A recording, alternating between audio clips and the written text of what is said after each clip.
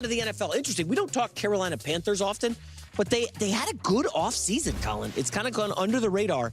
And now people are looking at, well, could they draft a receiver again, even after going wide receiver in the first round the last two drafts? They got Leggett in 24 and T-Mac last year. And they've both been hits. I mean, T-Mac was great. T-Mac was excellent. Here's GM Dan Morgan talking about maybe getting another weapon for Bryce Young. With anything, we're going to take the best player. So if the best player we feel is that at 19, I wouldn't hesitate to draft another wideout. You know, I don't think there's a rule that says you can't draft a wide receiver 3 years in a row. So I'm not really going to, I'm not going to box us in and say we're not going to draft one. Well, let's see right here. I like that. Yeah, I mean, if you look at who the 19th pick would be. So how about this? Ty Simpson? Stop. What are you doing? No. So in the offseason, the Panthers got Jalen Phillips from Philly, who's good. He would remember Miami to Philly. Good player. And they got Devin Lloyd. So you got two guys in the front seven on defense.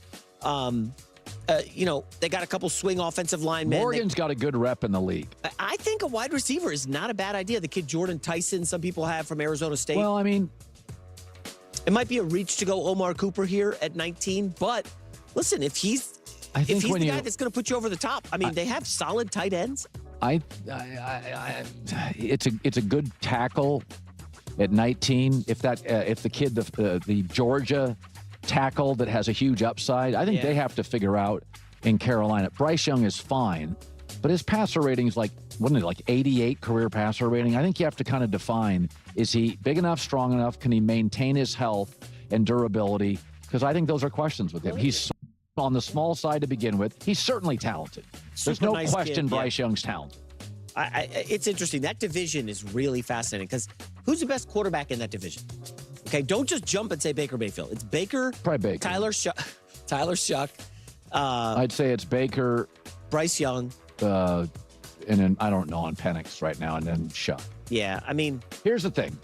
Ask yourself this: are you keeping Bryce Young because of the division you play in? If you played in the division with Mahomes, Herbert, Bo Nix, and Mendoza, would you keep Bryce Young then? Okay. I mean, that take is just kind of ridiculous because you're not in that division, and Colin was ready to move on from Bo Nix last year and suggested the Broncos might need to draft a quarterback this season. And on top of that, Bryce Young outplayed Matthew Stafford in that playoff game. I know people don't want to admit that. Bryce Young outplayed Matthew Stafford in that playoff game. Yes, he did. Before I go any further, Carolina Panthers fans, please don't forget to subscribe and watch the full-length video. When you all do that, views go through the roof, subscribers go through the roof. And it's not about chasing views, it's not about chasing subscribers. Unfortunately, as they basically said here, they don't talk a lot about the Carolina Panthers. It's so hard to create Carolina Panthers content because there are only so many, not a lot of people watch it and comment. And it's not just about chasing the views, it's about wanting to produce content that people genuinely want to watch, right? Like if I make a video and only 200 people watch it, it's not like, oh, I just didn't get enough views. It's like, well, no, people didn't want to watch, people don't want to discuss it. And I want to create content that people genuinely want to discuss, that they genuinely want to engage with. Otherwise, it's like, what am I even doing, right? So it's not just, I want all the views and I want all the comments just for the sake of it. No, that's truly not what this is about. Again, obviously, I want the views, obviously, I want the subscribers and the comments. I want it all. But at the core of it is just creating content that people genuinely want to watch. And I'd love to be able to more easily there's a handful of teams where I really have to push and be like, please watch the full-length video, please subscribe while watching the video, trying to build up those viewers, those subscribers, so I can just more confidently and casually make a Carolina Panthers video without it getting only 100 views. Because it's a bummer when that happens, and it genuinely hurts. I only have so much time in the day and so much energy, and I want to be able to get after it and make the content that people genuinely want to interact with. And so, I've had pretty good success building up other teams that historically don't have a lot of videos out there, a lot of views out there. And once I built it up, it's great. I have the freedom now to make a Tennessee Titans video anytime I want because I know they'll show up. And I would just love to be able to do that with the Carolina Panthers as well. But listen, I find the Panthers really fascinating, the move they made this year. I actually really love Dan Morgan's answer there. I love how unapologetically he was just like, we're taking the best player. I don't care what position it is. We're taking the best player. And I actually appreciate that. We were having a whole conversation about this yesterday regarding the Buffalo Bills. Do you draft for need?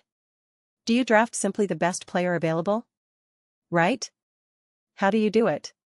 Do you look for offense, defense, or just best player? And I think there's some simplicity in that. It's just like, listen, the draft is such a mess, it's such a free-for-all. I'm just taking the best. We're evaluating who we think are the best players, and it's just whoever's best available, and that's what we're doing. I appreciate that. I think sometimes that mentality, because it's a bit more simple and straightforward, people think that maybe it's not as smart or not as strategic. And I don't know if that's true. I don't think we perfected, honestly, how to, and then he even said, nowhere is it written that we can't draft a receiver X amount of times in a row. And it's like, yeah, honestly, every time we try to make up rules for the draft, they immediately get broken. It's like, well, you can't draft a running back this high, or you should always trade back when you're in this or that situation. And it's just like, who knows? So I appreciate that. But listen, there were a handful of games with Bryce Young where I was just really, really, really impressed. And actually, one of my favorite, if not my single favorite, playoff performances from this entire past postseason was Bryce Young. I'm trying to think if anyone else ended up surpassing that, but I just thought it was awesome. I thought it was great. And I think at moment, the Panthers failed Bryce Young. Bryce Young didn't fail the Panthers. And I'm pretty sure, because I make my quarterback mountain based purely on immediate performance, I'm pretty sure I had him at the top, and people were freaking out. They were like, I can't believe it. You're putting him above Stafford. And it was just like, he was the better quarterback. His team bailed him out? No. So I'm excited to see what that looks like moving forward for Bryce Young, because we've always heard, oh, your first ever playoff game is always a mess, this and that. And he was awesome. He showed what he can do in big moments, important moments, and big games. And I think there's a potential for Bryce Young to always be a little up and down, always have some games where you're just like, oh man, I wish that didn't happen. But I think there's still potentially a fair amount of momentum there. And it's hard for me to move off that game that I saw, because I was genuinely impressed. I thought he was super in control, unlike what Colin's talking about with him being smaller. And he obviously is smaller relative to some of these other guys.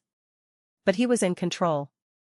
When you're small and you're kind of sped up, I think of Kyler Murray as being like this. Obviously, Kyler Murray's speed, quickness, agility, and burst are through the roof. And so, you want him to be able to utilize that, for sure. But it's almost, things feel too often, for me, even though I see Kyler being able to do some pretty great things at times, there's an out-of-control nature sometimes. You saw this with Anthony Richardson, with the Colts, obviously to a lesser degree, where everything is just so sped up and feels out of control. And I find that even though you can get away with some of it, because you can have so many highs that can overshadow some of the lows, I feel like that becomes increasingly more difficult to build upon, because it really does become just a roll of the dice. You don't know what's going to happen. I think there is more predictability with Bryce Young. And by predictability, I don't mean defensive predictability.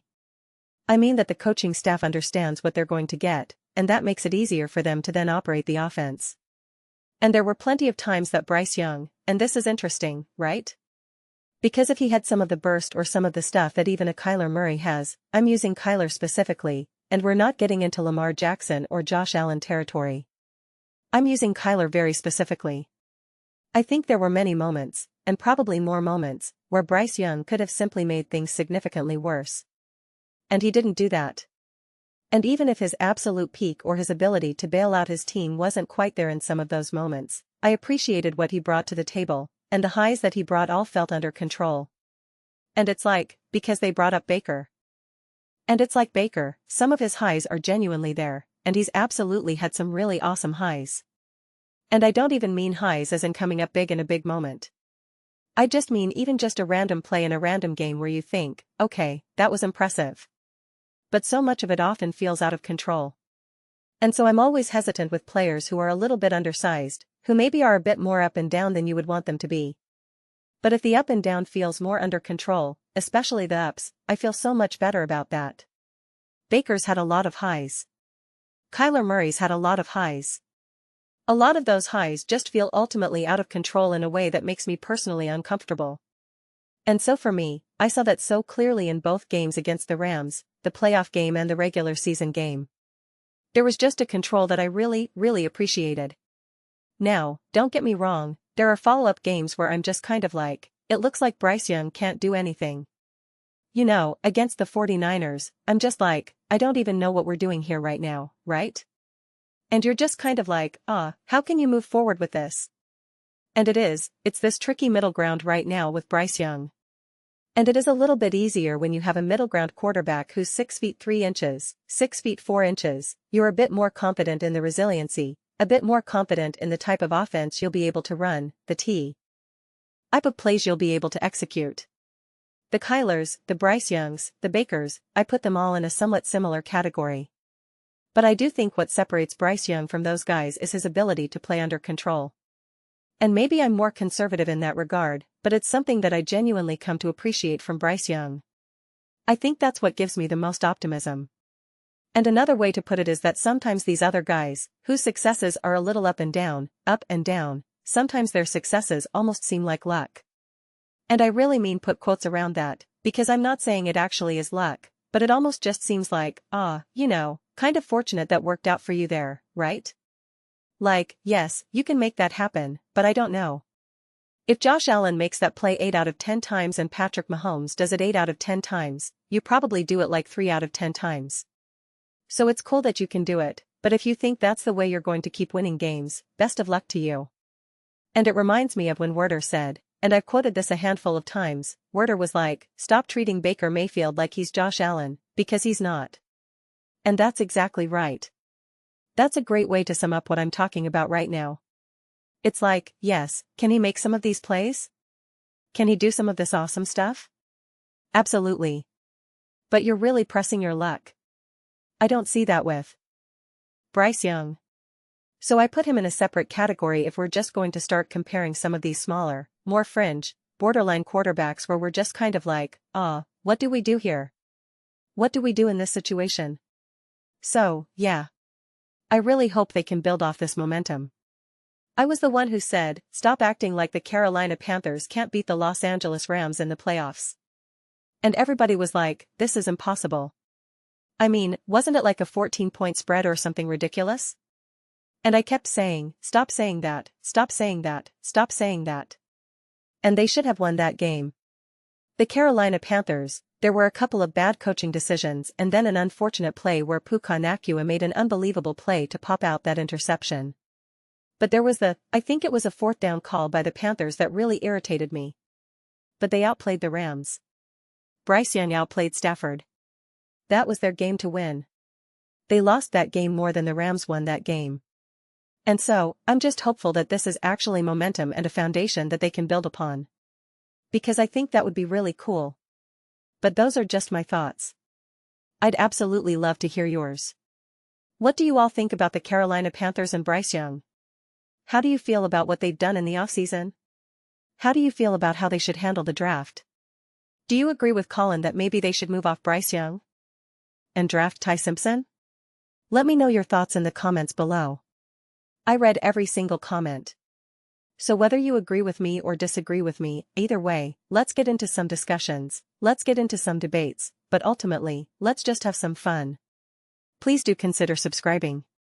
We're building an amazing community here, and I would absolutely love to see you as part of it. I want to build something that we all genuinely feel connected to. Something that we're really excited to be part of. I think we're well on our way to doing it. Please don't forget to give this video a thumbs up. It really does help with visibility and the algorithm. Thank you so much. See you next time.